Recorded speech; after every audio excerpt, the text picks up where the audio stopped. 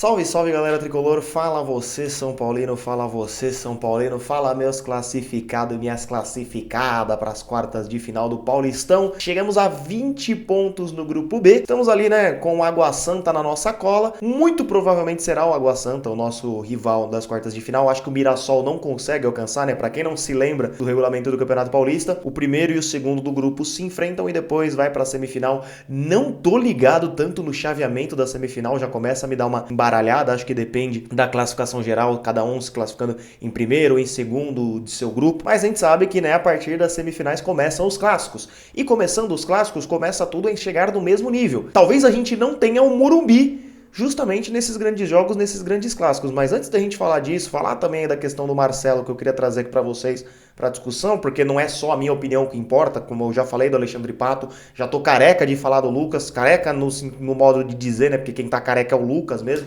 tá ficando velho.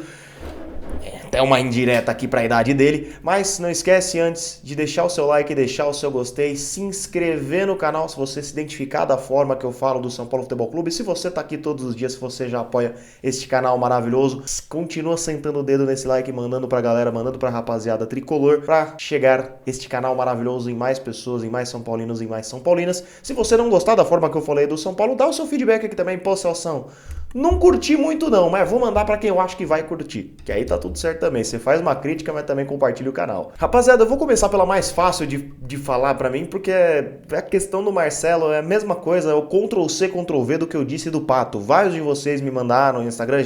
Gente, lembrando, quando não tem uma negociação, quando é mero suquinho de especulação ou algo do tipo, eu trago aqui só pra gente discutir. Eu quero saber a opinião de vocês nos comentários, se vocês acham legal o nome, o jogador. O nome é lindo, O nome Marcelo é muito bonito, mas o jogador em 2023, não é o Marcelo do Real Madrid, não é o Marcelo do Fluminense, não é o Marcelo de anos brilhantes, disputando o Champions League com o Real Madrid, fazendo parte de um grupo, de um elenco espetacular que empilhou a Champions League. Não estamos falando desse Marcelo, estamos falando do Marcelo 2023, que está rescindindo, está tendo problemas. Eu não sei ao certo a situação do Marcelo, eu não sei se ele já rescindiu ou vai rescindir o seu contrato. E a gente, acabou de mandar o Reinaldo lá pro Grêmio, Mandar não, Mas acabou o ciclo do Reinaldo no São Paulo. Não sou desses que tá viúva do Reinaldo, porque o Wellington foi muito mal. Tem o Caio Paulista, que ontem pra mim fez uma ótima partida contra a equipe do São Bento. Acho que o Caio Paulista tá indo muito bem na lateral esquerda. Tô vendo com menos urgência agora por conta da evolução do bom desempenho do Caio Paulista pelo lado esquerdo. Se fosse só o Wellington, pra mim o Wellington só fez uma partida ruim atrás da outra, tirando a última que ele se lesionou, que pra mim tinha sido a melhorzinha até então. E vários de vocês estão mandando, pô, Celso, Marcelo foi muito bem no Real, foi monstro no Real. Gente, mas a mesma coisa que eu falei do Alexandre Pato vale pro Marcelo. O Marcelo foi um grande lateral esquerdo. O Marcelo foi talvez o melhor lateral esquerdo dessa década. Foi o melhor lateral esquerdo brasileiro depois da aposentadoria do Roberto Carlos. Alguns até entram na discussão quem foi maior, quem foi melhor no Real Madrid, Tem todo maior foi fulano, melhor foi ciclano.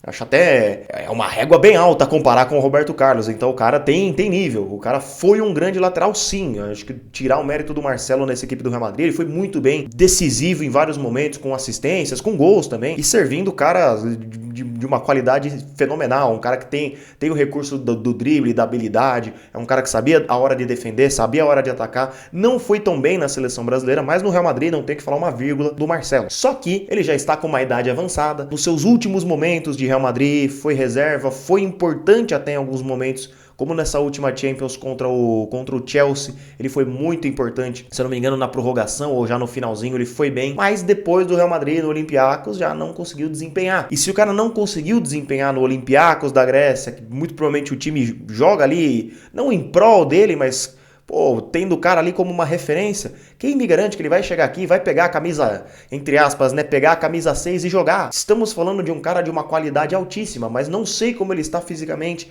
está com uma idade avançada e não viria por um salário de produtividade, não viria por um salário baixo, não viria por um salário Não digo nem 500, talvez nem no mínimo 1 milhão. E a gente, nos últimos anos, a gente fez a besteira de pegar lá um lateral vindo da Europa, um não, dois, né? Porque o Juan Fran também veio da Europa. Pegamos 2 laterais que estavam já em fim de carreira na Europa e não deram certo. O Wellington tá tendo um péssimo começo, na minha opinião. Mas deixar de apostar no Wellington por um começo ruim e não tentar insistir com ele, pelo menos até o meio do ano, pelo menos até o início do Campeonato Brasileiro.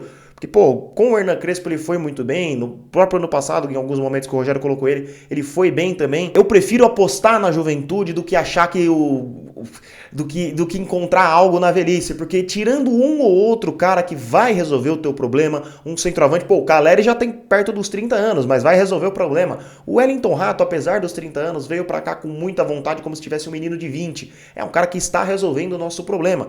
Só que também, se a gente pegar aqui, por exemplo, o caso do Rato, que tem mais de 30, e o caso do Marcelo, que tem mais de 30, o Marcelo foi multicampeão, tem uma carreira brilhante na Europa. O Wellington Rato ainda não conquistou nada, então talvez isso esteja motivando ele. Qual seria a motivação do Marcelo aqui? Aí vocês vão falar, pô, Sansão, o cara é um vencedor, vai querer continuar ganhando. Às vezes não, às vezes o cara quer ter um finalzinho ali de carreira e aposentar, já fez o que ele tinha pra fazer, não vai mais defender uma seleção brasileira, acredito que ele não tenha mais idade pra isso. Acho até que ele foi prejudicado em alguns momentos na seleção, mas não vem ao caso. Mas essa é a minha opinião sobre o Marcelo. Eu não apostaria, porque seria um cara pra vir e pegar um grande salário, uma grande fatia do bolo aí, fazer um belo plano de aposentadoria e talvez não fosse render. Eu acho um risco muito alto, é um negócio de um risco muito alto, mas tenho uma enorme admiração pelo jogador. Se viesse e acontecesse tudo o contrário do que eu tô falando, eu adoraria, porque eu sou fã do jogador, mas eu não traria. O custo-benefício é muito difícil de dar certo, rapaziada. Senhores, agora falando sobre a nossa classificação que foi confirmada ontem com a vitória em 3-0 aí em cima do São Bento, muito legal, muito bacana. Acho que o primeiro tempo foi bem monótono, deu um pouquinho de sono, mas com gol no finalzinho a gente deu